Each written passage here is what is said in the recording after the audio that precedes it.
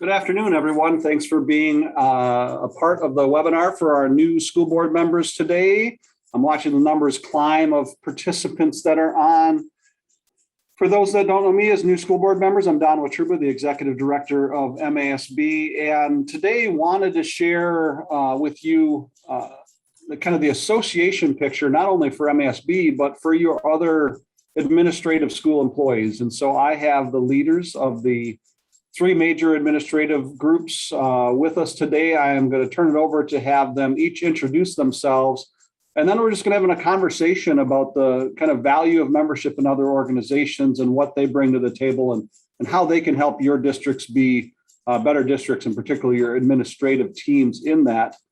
So I will start first and have Tina Kerr introduce herself. Well, good afternoon now, everyone. Tina Kerr, I have the pleasure of serving as the Executive Director for the Michigan Association of Superintendents and Administrators. Our membership consists of all the superintendents from across the state, as well as most of the central office leaders. We have our central office membership, and then also probably your board secretary may be a member of ours as well for executive assistants. So happy to be here and wish I could see all of you, but hopefully you'll find some value in our discussion today. Thank you, Tina. I'll go to Dave Martell. Thank you, Don.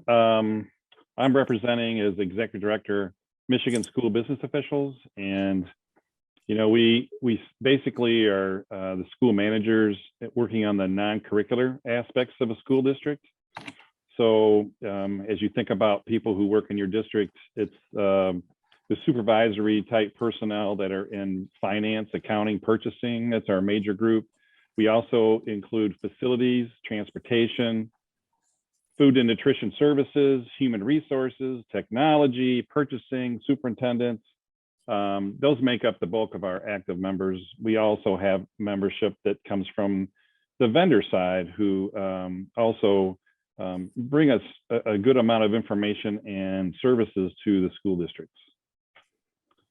Thank you, Dave. And Wendy. Hey, everyone. I'm Wendy Sadeb, the Executive Director at the Michigan Association of Secondary School Principals. So we serve middle and high school assistant principals, deans of students, depending on the titles, of course, in your school district. We also have curriculum directors and those that supervise principals sometimes as our members as well. And we also, some people don't know, we have the student side to MASSP, which is the Michigan Council of Student Councils and of National Honor Societies. And just recently, we launched esports in the state of Michigan, and we facilitate the high school esports league with state champions. So we're really excited about that as well. Thank you, Wendy. Thank you for Tina and Dave also. And out to the members, to preface the conversation, at the state level, we do a lot together. Probably the biggest function that from a membership perspective that all of our members would say, wow, that's been a great value for each of the organizations is our work in advocacy. Particularly Tina and Wendy and MASB have designated lobbyists that are lobbying regularly, but Dave and Dave's staff does a lot to help provide the kind of expertise in the financial and operations side to give us the information that we need when we're lobbying. So that becomes a regular kind of working group. And we had, I believe it was the first of its kind in the nation, our four organizations actually co-own the building in Lansing together. And we have formed a separate nonprofit under federal law. And we just think it is a great collaborative space to be together in the same building, to be able to have our staff and ourselves be able to share with each other on a regular basis and being able to interact. I think it's really strengthened that relationship from the building that we used to have back in the 90s. And even though today we have the four of us on, we just wrapped up this week. The four of us are part of a group called the Education Alliance. And that is a group of executive directors that represent higher education, community colleges, public, private, K-12, public, private at the university level, the employee unions, AFT and MEA. And we meet monthly and talk about things in the education sphere. And that collaboration also, just like the four of us, really, I think, adds to the kind of depth of knowledge and understanding, again, sometimes in the advocacy space. So understand that as you are sitting here as members of MASB, that it's important that your other staff members are a part of their organizations. They provide tremendous professional development opportunity. They provide a place for them to have advocacy. And, I've heard on occasion over the years, when I was lobbying particularly, well, the superintendent works for the board and the principals work for the superintendent, and why are they all lobbying, in this space? Why isn't it just one? And I will say, first of all, it's rare that we're not on the same side of the issue. And frankly, even with the unions from an advocacy standpoint. But I think MASB would view that every employee group within a school district has the right to a voice. And just like we as individual citizens are parts of different groups across the country, different membership organizations, the school employees have that right. And in fact, it's a great benefit for them to be members of that. So what we hope to do today is talk about and give you a better understanding. You've all just went through the process, at least most of you, of approving dues in your budgets. Often in your July meeting that happens. You might have wondered, MSBO, MASSP, MASA, what are these dues going to? We already paid dues to MASB. And this will be an opportunity for the three execs to share what they do for their members and your individual employees within your districts. Ask us questions about that training or ask them questions about the training. And it's a showcase opportunity for them to talk about it. They are, when we meet nationally, I can attest that in many states, the School Board Association takes on an outsized role and represents some of the administrative groups because they don't have very robust organizations. That is not at all the case in Michigan. I think each of them in their own right as organizations and leaders are looked at nationally as leaders within their subgroups too. So we're very fortunate, and our school folks are very fortunate to have the people that run their associations and their associations here in Michigan. So with that, we'll do it kind of conversationally, but I want each of them to really talk about what they do on behalf of their members, what kind of PD they offer. This will give you as board members some ideas. Sometimes you need to encourage your employees to seek out PD, not from a performance standpoint, but from a, hey, everybody gets better with that interchange of ideas and professional development. So I'm going to turn to Tina first, representing the superintendents and frontline administrators, and just talk about kind of what are the different things that MASA does for superintendents and assistant superintendents and deputies. So I'll turn it to you, Tina. Great, no pressure, get to go first. I like to put kind of our association into four pillars or four buckets. The first of which Don alluded to, and that's advocacy and legislative. We lobby on behalf of districts and superintendents and our members to try and get the best foot forward for our districts and our kids. And this is a very big part of what we do at MASA. The second part is professional development. As Don said, we offer a variety of professional development opportunities, and they're very fluid. We have some of our pillar programs like Horizon, which is our alternative CERT program. We have our new Soups Academy. So please, if you have a new superintendent, encourage them to get into the new Soups Academy, because with new Soups, they're also going to get a mentor coach. And we have a very strong mentor coaching program with over 62 trained mentor coaches around the state to support superintendents, especially those in their first 3 years. Lately, our focus has had to shift. We have offered a variety of COVID resource webinars. We are currently getting ready to have a CRT webinar, because I know as many of you are feeling the pressure of critical race theory. We are putting together opportunities for our members to get information, questions asked, and hopefully give them some supports and resources that they need. So our PD department is large. I have a deputy and an associate executive director that help organize and run that for us. And we also offer School Advance, which most of the principals around the state, about 80%, are using that tool.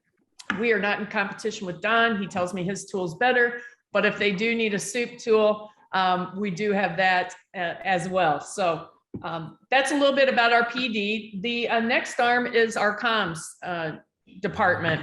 We do a lot of pre-communication. Many of our districts aren't fortunate enough to have their own comms directors, so they may reach out to us and ask for support on how to notify their public on a particular issue. And obviously during the pandemic, we have a whole COVID resource page where we help vet and allow our members to go and get access from different vendors, have resources.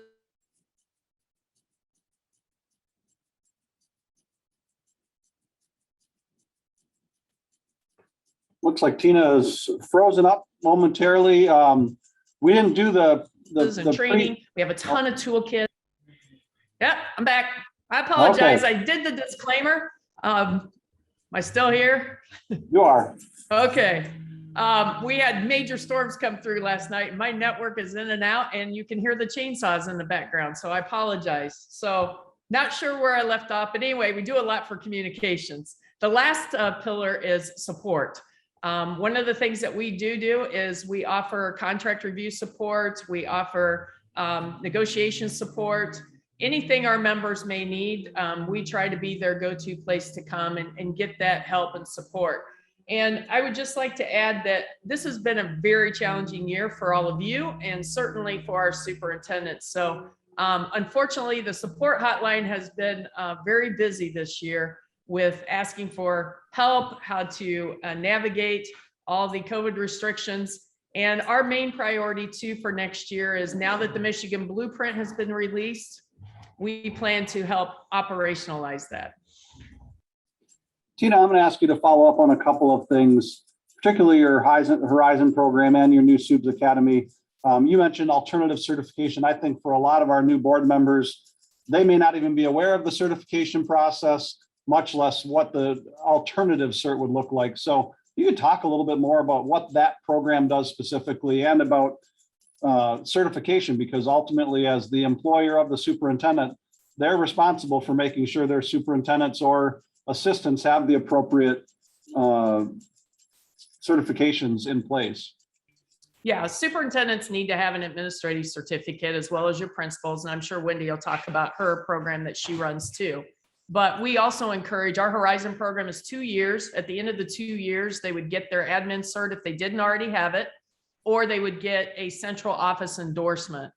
The thing that we're really proud about Horizons is that we started to track the longevity of superintendents, and potential superintendents have taken our program and they've seemed to be more successful in their positions and add to the longevity in those positions. So Horizons is a great program, and we're really proud of what we've done, and it also is state approved, and we will be looking for to have to do national certification with CAPE accreditation. So that's a little bit about Horizons, and I'm happy if there's any questions to answer those.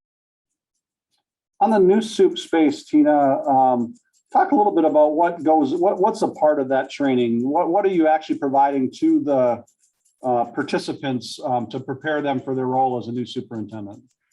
We break up new soups training into several categories, and actually we partner with MASB because we talk about board superintendent relations. We partner with MSBO to give superintendents some insight into the finance side of the position. We have Troon Law Firm come in and talk about negotiations and the legal aspects of the position. And this year, we definitely have added a whole new section centered around diversity, equity, and education, the DEI work, because that is something that obviously is escalated that we know we need to address, and we want our soups to be prepared.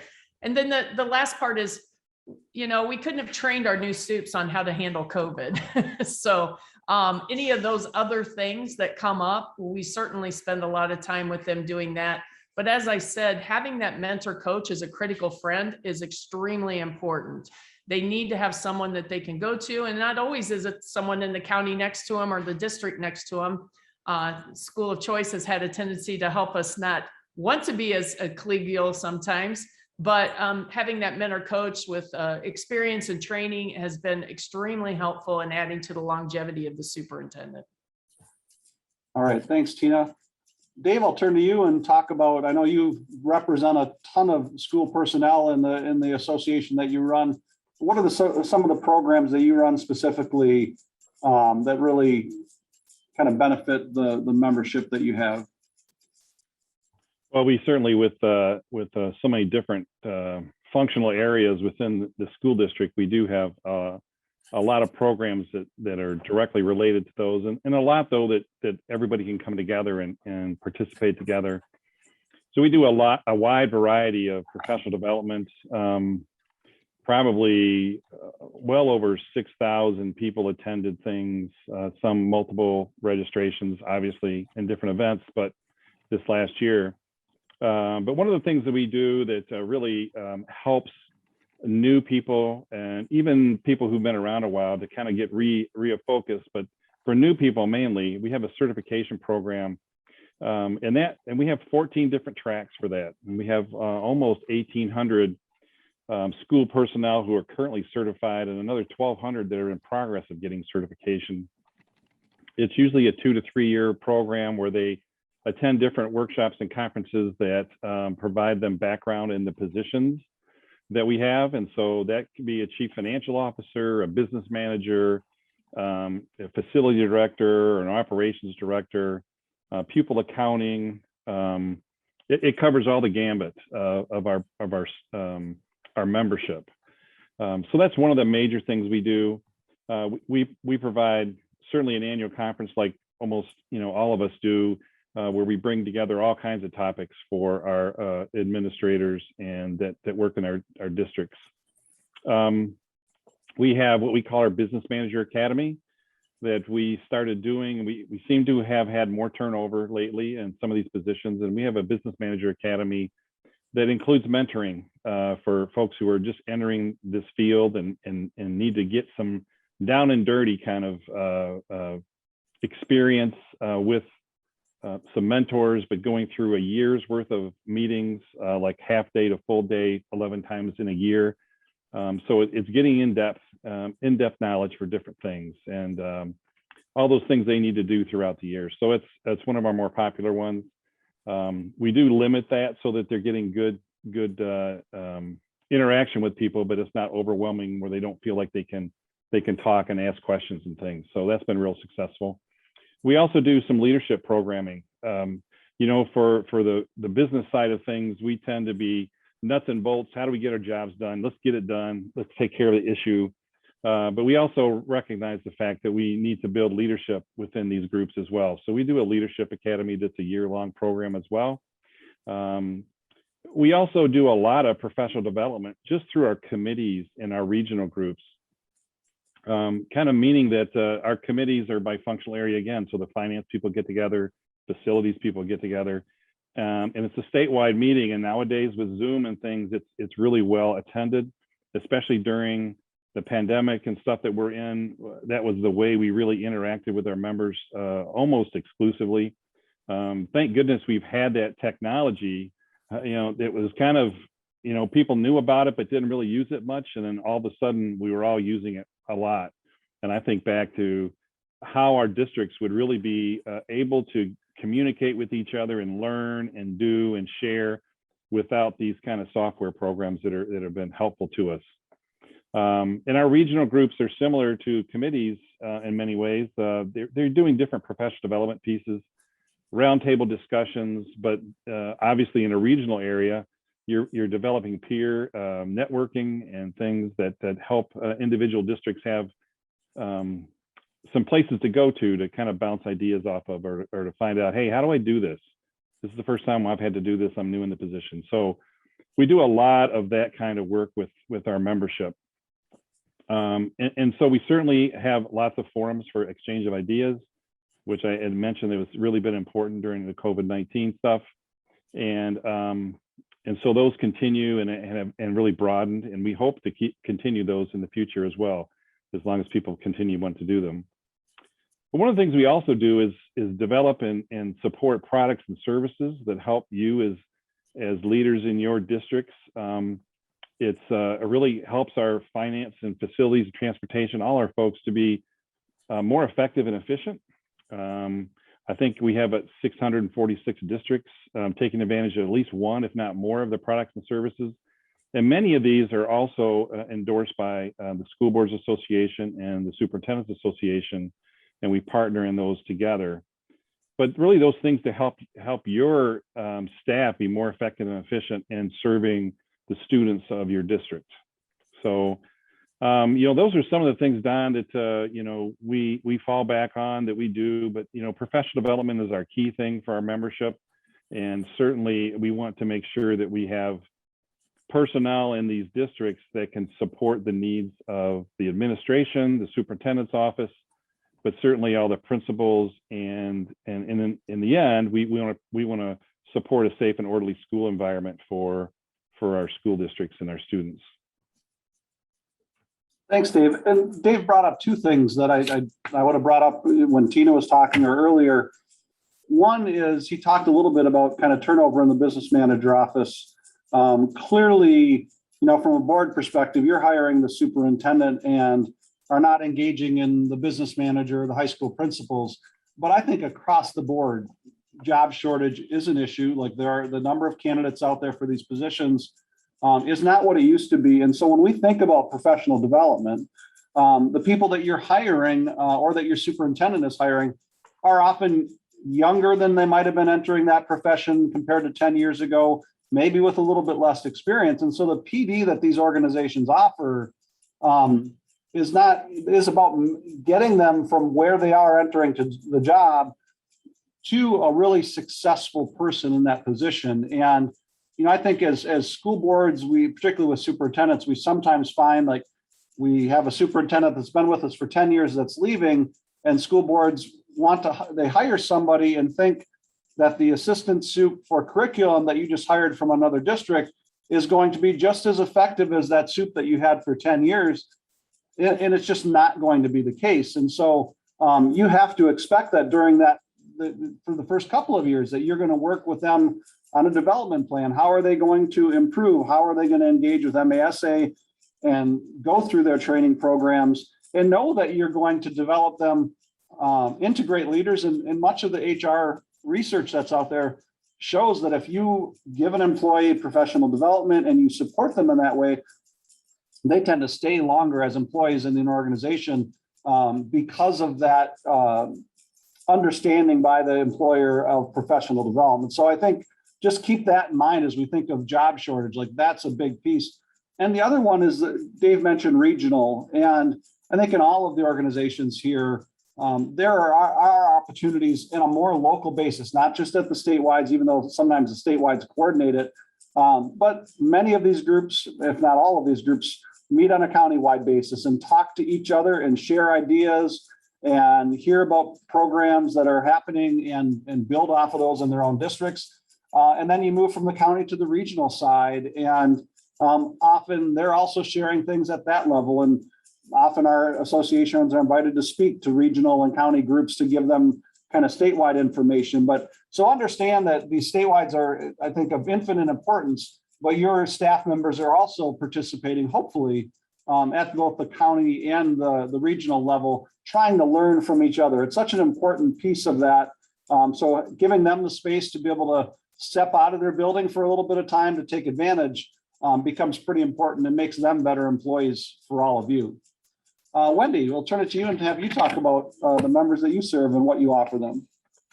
So MASSP has about 1,800 members. And as I mentioned before, middle and high school assistant principals and principals primarily are our membership.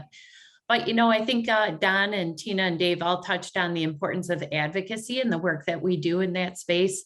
MASSP does employ a full-time lobbyist as well. So you might be wondering, well, why would they need their own lobbyist? And what I find to be extremely beneficial from an education lobbying perspective is that there are many of us that row our oars in the same direction. And these lobbyists meet on a weekly basis. And so a legislator isn't just getting contacted strictly from MASB or just one person from MASA. The more touches they get with repeated messages, I think that's really important. So, you know, the other thing is lobbyists over time kind of develop expertise on particular areas. So the principals are really focused on things like Michigan merit curriculum. There is very little that you could ask myself or Bob that we wouldn't be able to answer on that topic. Look at a bill and really kind of get into the weeds about, you know, what would be difficult at a school to implement, and what things would be good for kids. So things of that nature is what MASSP really focuses on. We're also really big into educator evaluation. Pupil accounting is huge, just making sure that we're able to get student count and try innovative programs. And when those things don't match up, MASSP will advocate for changes and flexibility in those areas. Of course, we join everybody else in lobbying for funding. And that's something, once again, the idea of our oars rowing in the same direction. And we provide legislative updates for our principals all over the state. We do league and county meetings just to keep them really in the loop of what's happening. So that's kind of the advocacy front. The professional development, like everybody else, we really focus on what are the needs of our members. During the pandemic, we basically had leader-to-leader free webinars for all of our members on almost a weekly basis on whatever hot topic came up. So every time a new executive order came out that changed the rules of the game in terms of masking, social distancing, things of that nature. As you can imagine, secondary school principals were really concerned about how do I plan a prom? How do I plan graduation? So MASSP really gets in the weeds with that legislation and those executive orders, and to be able to tell members, this is what you can do, this is what you can't do, check with legal counsel, those things like that. So we do a lot of that type of support. We also have a K-12 administrator alternate route to certification program. It's been in place for 8 years now. It's amazing how many people we have going through the program. So it's a great way for somebody that the best candidate for us is somebody that already has a master's in something like maybe counseling or curriculum or instruction, and they've been a great leader within the school. And now they want to formalize that and become the assistant principal. They can do MASSP's program and get the same certificate that I have after going to a university program, but it's a third of the cost and it's only 1 year of time. So it's a great alternate route option for them.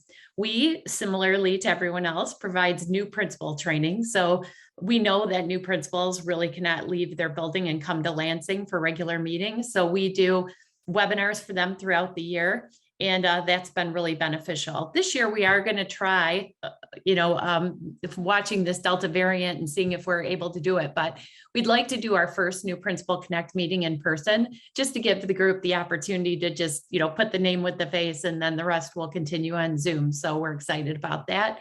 We also do a lot of teacher evaluation training in the 5D plus framework. So if your district is 5D, the training comes from MASSP. We also have a very robust aspiring administrators professional development. So we, get those teacher leaders that are interested, run them through practice interviews, look at their resumes and spec them up and get them ready to be administrators. Lastly, we have, as I mentioned, our student side of the house. So we run a student leadership camp in the summer. We have a huge student state conference where student leaders from all over Michigan come together in Grand Rapids, and that's over 2,000 students. A new event that MASSP and our student side started a couple of years ago is our Student Mental Health Summit. One of the things that we think has been missing in this conversation about student mental health is including the kids and getting student voice. So at our conference, the principal will bring a counselor, maybe their student leadership advisor, and then 5 or 6 kids. And they'll go to sessions and talk about, what's going in our building, what are the needs of the students? And sometimes what the adults perceive to be the problems and what the kids know are the problems are a little bit different. So it's a great conversation for them to be having. Tina mentioned comms. Comms is super important. Every time there was breaking news or a new executive order, MASSP sent out something. And although MASA sends something to superintendents and MSBO might send something to business officials, all of us are pulling out the key things that our members would have to deal with of that executive order. So there's great benefit to all of us sending out alerts to our members on these things.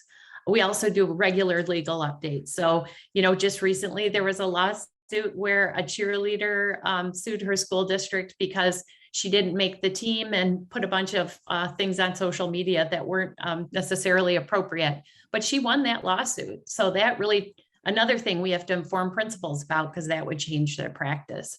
We also provide a monthly principal checklist just to make sure that they don't forget all of the things that they need to do. And lastly, as Tina mentioned, we provide that guidance and support. Every member has my cell number and they call me. They have a problem or they text me with a question. I am their 24-hour support person.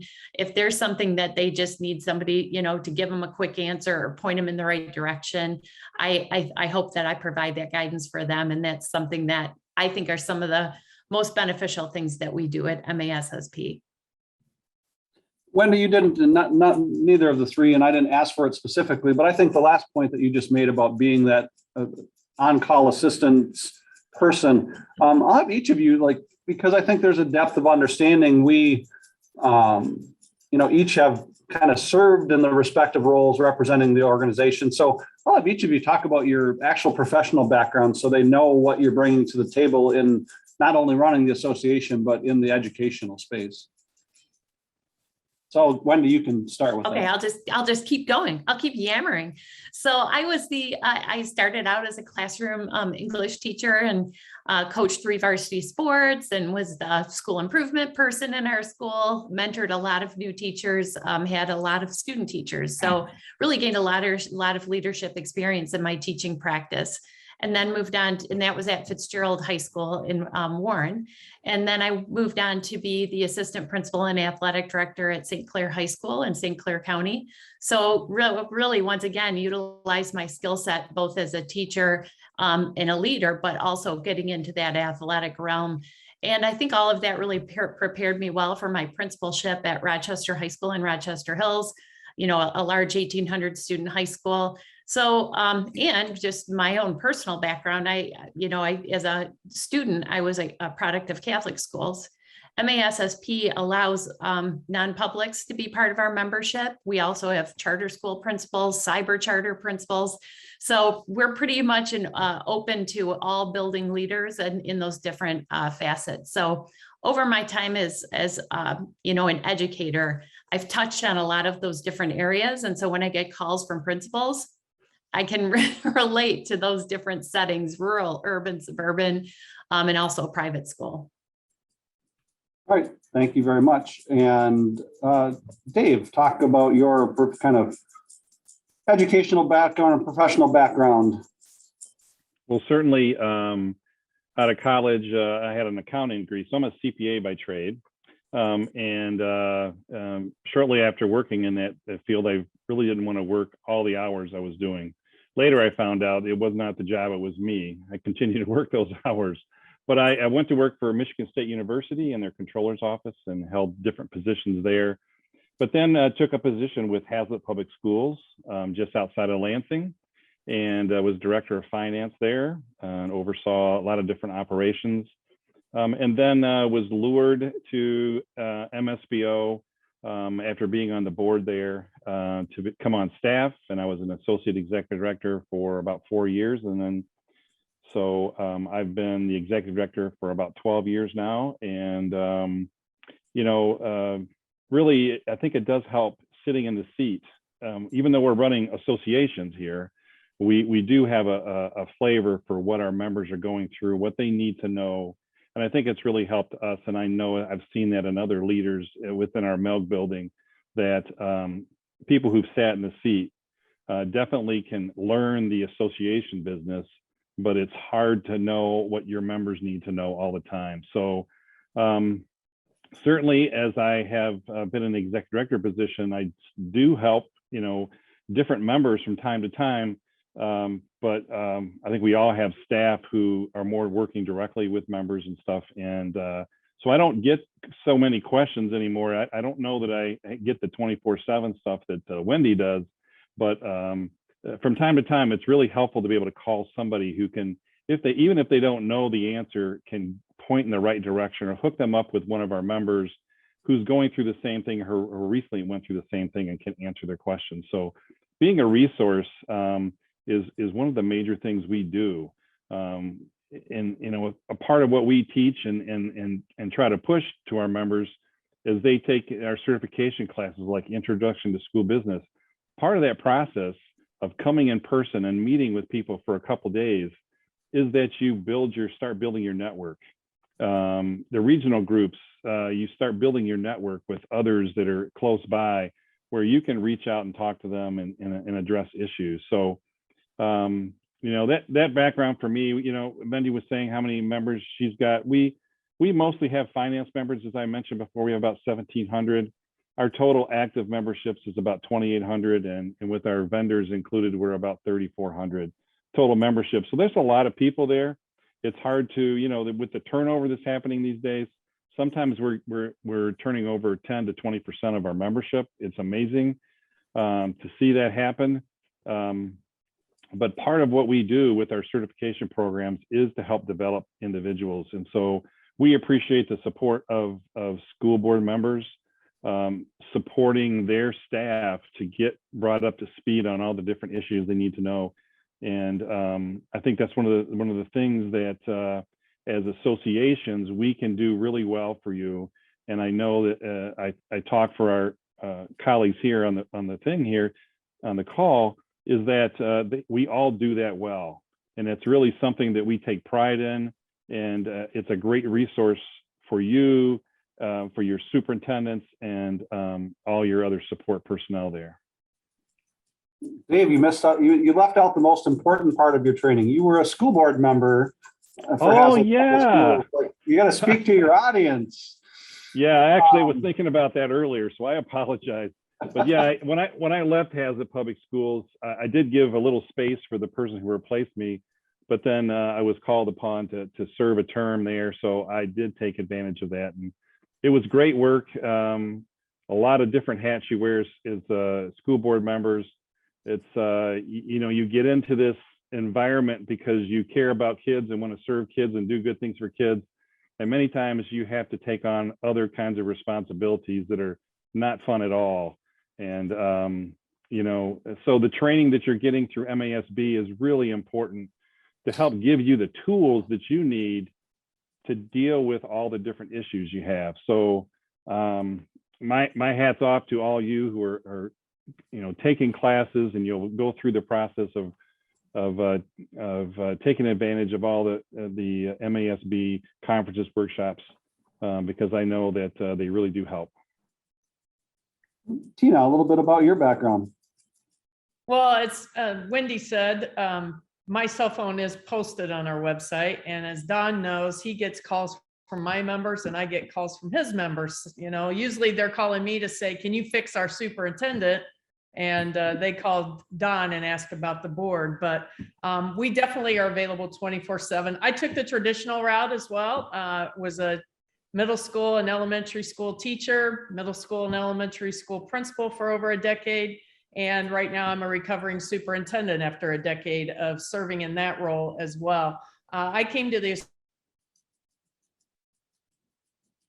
association 6 years ago, 5 of which the executive director, and just finished my first COVID pandemic year as the executive director. So had the same, I guess, track that you typically see. But I want to kind of comment to what Wendy put in the chat about administrator ranks and the turnover.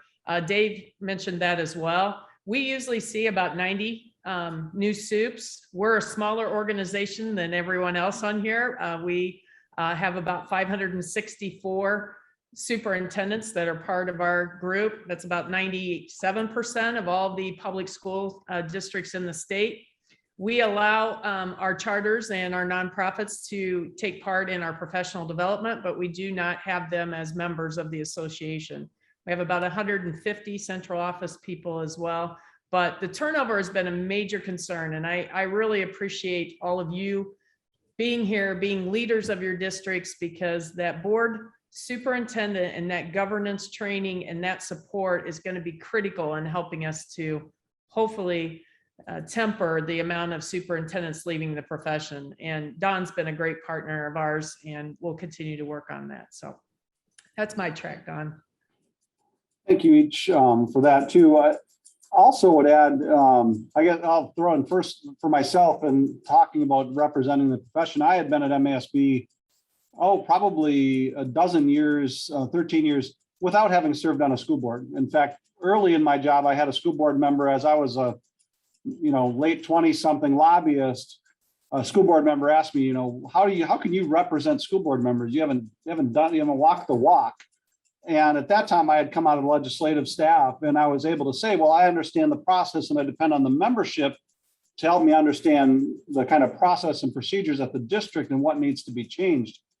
But I saw over time and had my own desires to participate. And I know those of you on local boards will say that this isn't a real job, but I served as a ISD board member for 6 years and took some of the 100 level classes from MASB. And I was, after having been in the association for 12 years and teaching the advocacy class, felt like I know a lot about board members going into this, and still I learned a lot serving in the position of school board member and taking the classes related to being a school board member. And frankly, I have to say I guess my own arrogance didn't think that I would be in that, in that place of still learning. And yet I learned a tremendous amount during that time. As they talked about the job shortage and the membership, I think back to some years, we're not in this place right now, but when school boards are often putting together their budgets, and in times when budgets are not, very, very deep, we'll see boards, they'll look at themselves. So they don't do this punitively they look at themselves, they look at their staff, and you'll see reductions in professional development and sometimes reduction in membership, and the school district actually paying for it as they're looking for budgetary relief. And, I can think back over the years where MASA and MASB actually did letters out to the school board members saying, we support you paying your membership dues to MASSP and MSBO and MEMSBO, because at a time when budgets are tight, it's even more critical that our staff is getting the PD that they need, because that's the space. Sometimes it's the space where they learn to eke out a few more dollars or create a program that isn't about going to a vendor and purchasing it. So I'm thankful that we're not in a space where we get that pressure, but this is a space as board members, as you look at your budgets and move forward in your space as a board member, that you can understand the importance of PD and make sure that it remains a priority in the district for your administrative staff and for your teaching staff. That is, I think, a big plus of the conversation here. Hey, Don, and the other thing, go ahead, Wendy. Add something to what you're just saying, because for many years in administrator contracts, whether it was superintendent contract, business official contract, or principal contract, it was in the contract that they would have, their association dues paid to the, association of their choice. And, of course, with budget cuts over time, there are some districts that kind of, strip those out, that wording out. So that might just be something to kind of think about. We're finally in a place with the, dollars that are coming into schools now with, the improved per pupil funding and with ESSER funds. This might be a time where if that opportunity had been taken out, that you might want to look back and give your administrators that opportunity to get that support. I tell you, especially during COVID, I thought to myself, if people are not a member of MASSP, I have no idea how they are getting this information, how they are making decisions, because things came out so fast and furious that if they didn't have a connection to us, really looking at the things that would impact the kids walking in the door the next day, I was just really concerned about how they were getting their information. So that might be something to consider. I think that's a good point, Wendy. Even myself as an association executive director in my contract, I have language from our board that says They pay for certain professional memberships. And Tina made the point in the chat, and the HR, research will bear this out in the for-profit, nonprofit, public sectors all the time. I think I said it a little bit earlier, that an organization that is willing to invest in their employees and their professional development, they will stay longer. I think often we find boards, particularly at the assistant soup level, and sometimes at the principal level, where we are a firm believer as an organization to, if you can, grow from within, right? We encourage districts to think about that, but we'll hear sometimes from districts and boards, well, I don't want to invest the money to make this principal or that assistant superintendent better because we're going to lose them to another district. And that might be the case if we're all in this for public ed as a whole. Even if they do leave move on to another district, they've benefited from the PD and the state will benefit from that. But a lot of those people, I would say the vast majority, as long as they see room for advancement and they're not sitting next to a superintendent that's younger than them or that is, just in the similar space, that's just a great way to make sure that you have continuity in leadership. And it's no different than MASB telling board members, at the next board election, think about ahead of time what you have, what's your shortage of knowledge on the board, and recruit board members and ask people to run for a board. You're trying to, kind of grow from within, and you have your hands on that. That same process, when we think about it from a school district perspective, it's a worthy investment. The state will benefit in general, but I think the district benefits. So even if you have, I'll just use a high school principal as an example, that a superintendent maybe gives additional opportunity to be presenting in front of the board or interacting with the board more regularly than some, taking on some things that might be outside of a normal high school principal's range. They're going to grow from that perspective. They're going to be a better principal because of that opportunity. And so it helps the school district while they're in the role they're in. And you may be, in fact, be preparing somebody to take over your district in the future. And it's not, you don't have to settle on one person. You can be, I'll say, training or grooming 2 or 3 people if they have interest in that kind of work. And, again, some of them may end up leaving, but in the whole, we become better as public ed in Michigan if we're investing in making sure that happens, particularly right now when, the shortage exists in this space. Tina, it looked like for a second you wanted to say something, but I didn't see you come off of mute. No, it's the dog was barking. That is the thing about Zoom calls. I'm having a heck of a time today. I almost wish I'd have went into the office, but I've been there the last 2 days, and the one day I stay, all heck breaks loose. Yeah, everybody has said we get a glimpse into everybody's life during Zoom, right? We've seen kids and dogs and pets, and in some ways, I think it humanizes everybody that we interact with, and I think that's a benefit. So we're glad that you were muted while your dog was barking, but it would have been okay if you weren't. Oh, I'm sure it's going to happen anyway. I want to just add one thing about, you made the comment about longevity, and I know I put that in the chat, but I just want to say to all of our board members on here, please have patience. Take the time to support your superintendents, because we do have a shortage of qualified people for these jobs. And if there's something that your superintendent needs, as Wendy said, I used to use a chart that showed that we would put $8,000 to $9,000 into the professional development of our teachers. And then when it came to principals and administrators, that number was more like $800 to $1,100. And we have to make an investment in our leaders, because they're the ones that are leading your teachers. So please make sure you have those investments built into your budgets. Unfortunately, these are better times for sure. I just posted in the chat if there's any questions for any of us. We're getting close to wrapping up. I don't want to leave a question unanswered.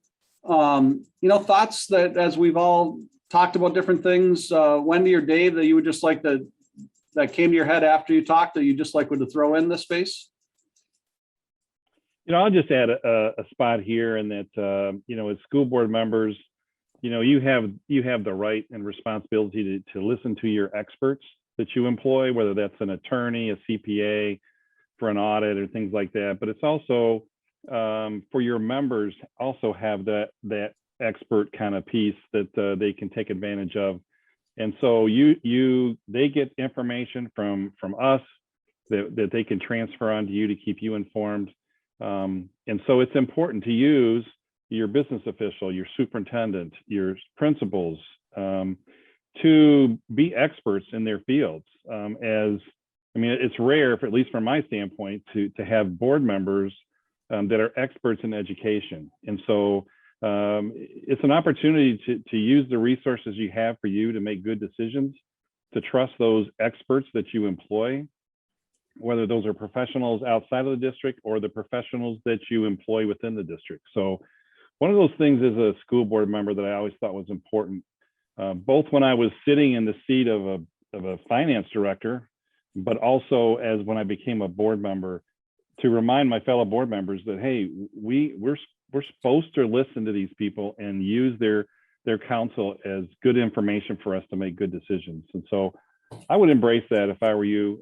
Certainly, we try to provide that kind of service to our members, to always be able to be there for them, to answer questions, and you should be able to reach out to those people to do the same thing. Sometimes they call us, and then they get back the information to you. So it's a nice circle. Thanks, Dave. Wendy, anything in closing that you'd like to throw in? Well, I think this idea of turnover is really significant. And there's a lot of research that shows, the detrimental effect in a building when the principal leaves, and the detrimental effect of turnover, in terms of leadership. It really is just that stability, that consistent leadership and support that teachers need. And so I think that's a really critical piece, is supporting your building leaders, just like supporting your superintendent, because the best thing we can do for kids is keep really good leaders in their seats. And if someone's struggling, getting them the support that they need. You have to understand, I think one of the biggest things for me coming into my principal position was how much goes on in the counseling office that impacts the day-to-day of a school building. And so I started having weekly meetings with my counselors, talking about everything that was going on there, from student mental health to, applying to college, to career exploration. There were just so many pieces. And that was probably one of the biggest aha areas for me. I had that athletic background. I had a strong instructional practice background, but that counseling thing was a big piece. So really understanding what was going on with my school psychs, my school social workers, all of those different groups that are there to support students. So, that coming into a principal position or coming into a superintendent position, or really even a business official position, these administrators are going to come in with holes in their background. They're not going to know everything. Even though they have a master's degree in instructional leadership, school laws change on the daily, so they have to keep up with everything that's going on, and supporting them to do that, I think, is just really important.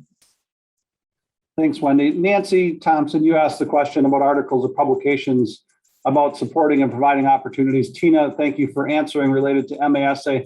Nancy, I also have our communications team kind of dig through. We've done some stuff where we've encouraged PD and pointed board members in direction. So we'll see if we have some articles that we've written in the past that we could share out to the new board member group, just to have that. And, Wendy's point about at the end about kind of, holes within somebody's training just by the very nature.